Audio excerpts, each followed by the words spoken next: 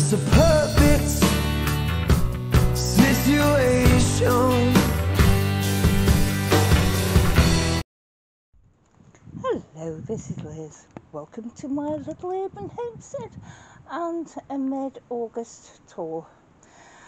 I have still got onions in that have only just started laying down, so I will be pulling them next week. I pulled a lot, but I've been into planting some other things in here.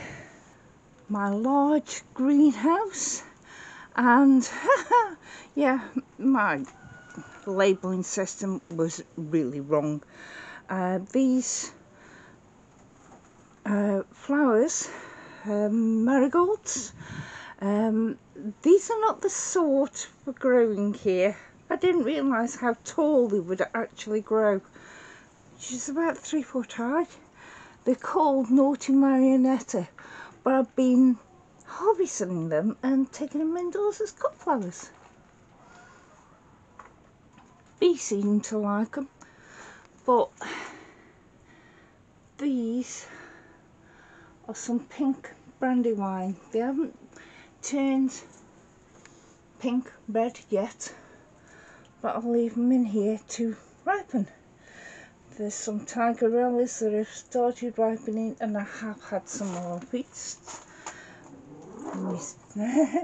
Celery's there, and cucumber. As you can see, bees are loving them.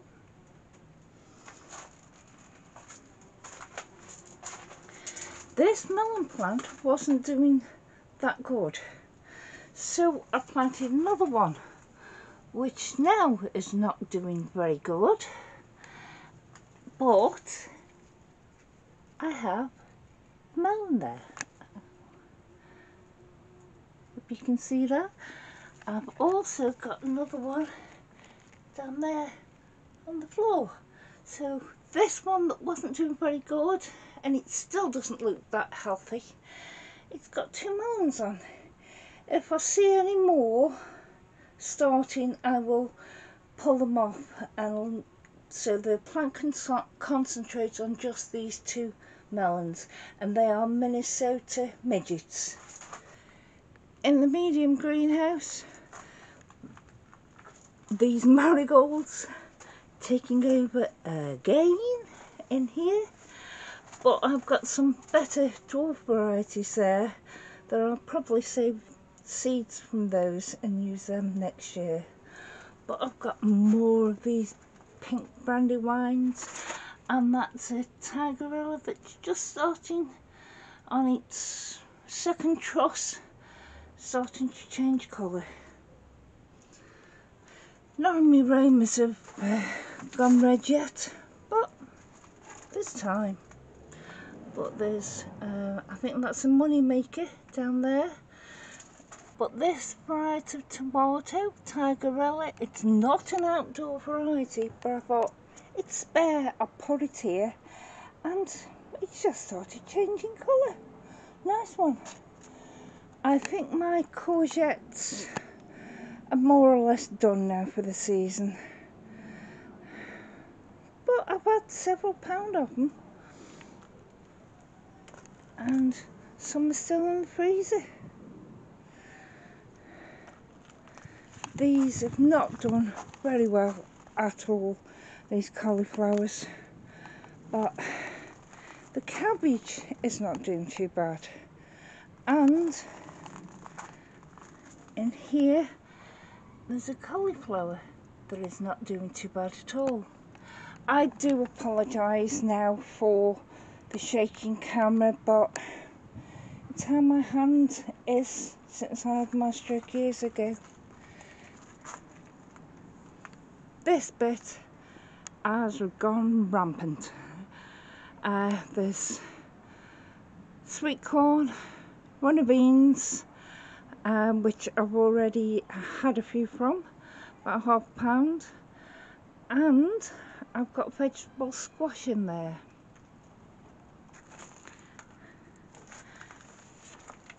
And I don't know if the camera will pick this up at all.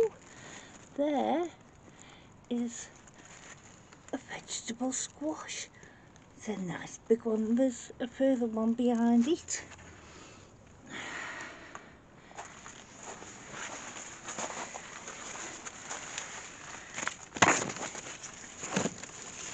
In this palette colour, there was one, yes, and there's still one there, but I can see it. Don't know if you'll make it out, but there is one in there. And is there one down here? Yes. Can you see? There. Vegetable squash. In here, mix it with labels so they aren't all peppers. There's some tomatoes as well. But as you can see, the peppers, I've got there, and they're still all green at the moment. The aubergines have done rubbish. They've flowered, but I've never had anything more of them. The cucumbers, as you can see, cucumbers are still going strong. Slowing down a bit now. But the other melon plants, this plant itself looks a bit healthier, but no melons on this one. And the other side of the door, this one looks healthy, but no melons. But from the little greenhouse, it's full. You can see the flowers at the top of my sweet corn. And, oops, there's the silks here. So whenever I go past, I rub my hands on the flowers and then rub them on the silks to help with pollination. But as you can see, I've got some more runner beans coming. Well, they're Blue Lake climbing beans. Yeah, so I'm quite happy with how these palette colours next to the garage have done. This bit of a garden, I just threw some potatoes in there. I'd got seed potatoes, so I threw them in, and it was covered in bindweed and I couldn't access it easy. So pulled the potatoes, got a few pound out of there, but now made an entryway and a pathway that I'm going to line with stones like on the main growing space. But I've got some spare Brussels sprouts, purple sprouting broccoli, not sure which, but I thought, right, plonk them in there, see how they do. And my apple tree is above it, and it's dropping windfall apples all the time. I keep going in there and taking them out and removing them to the compost, but every day there's more.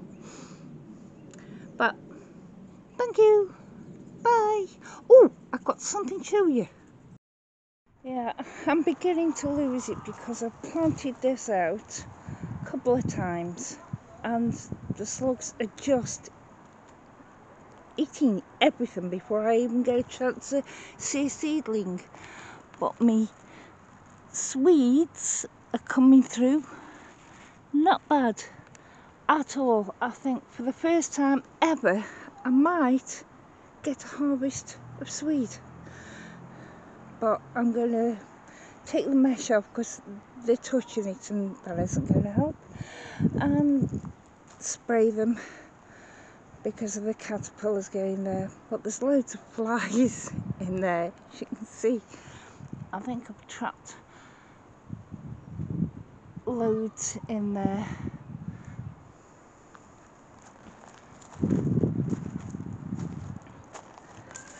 I planted some leeks in here and they're doing well as the mare's tail, which I pulled out the other week.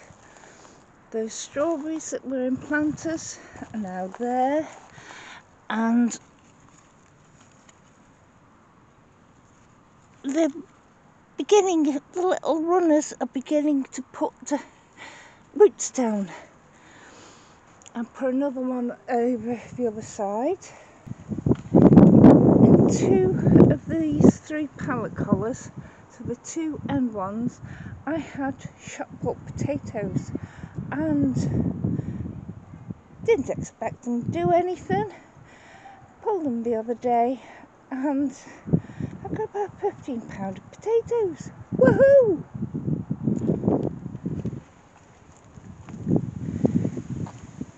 As you can see, the trees are gone, apart from that one,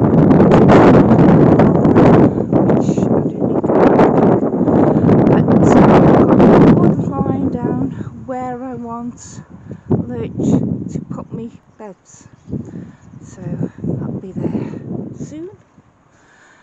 All the debris from the trees is here and rotting and dying, and we'll get round to sort it out, because once it's died down, everything's died, it'll be easier for lurch to chop up. My pear tree is doing quite well.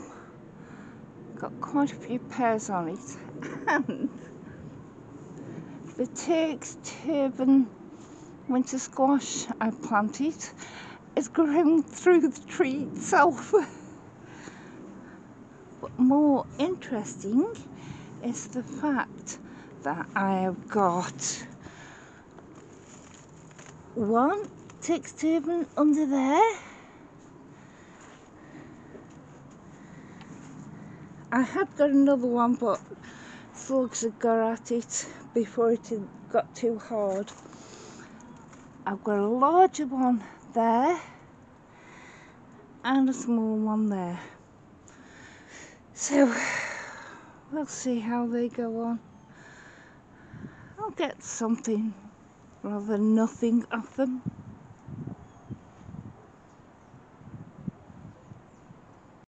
Yeah, I've got this old clothes made that I have put up and put my onions on to dry, and it seems to be working. And here I have got potatoes drying under an old curtain, so they'll stay in the dark. And then I transfer them into a box, and that's Mason scratching at the door. But thank you, bye.